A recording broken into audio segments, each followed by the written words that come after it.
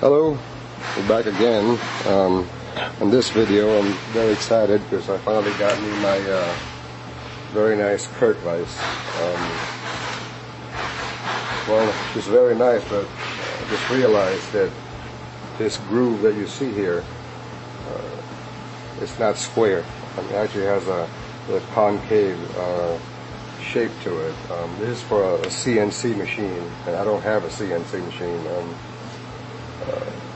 I had a Bridgeport, but what I want to do is I'm making a custom hold down device that will hold this to my bed. Anyway, but before I can do that, I got to clean this groove so it can be exactly a 1/4 inch down. So first I got to level it and put a nice square to it.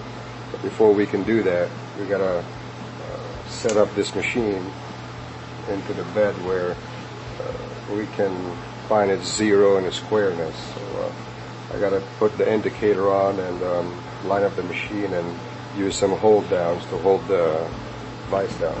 We'll set up the indicator and we'll be right back.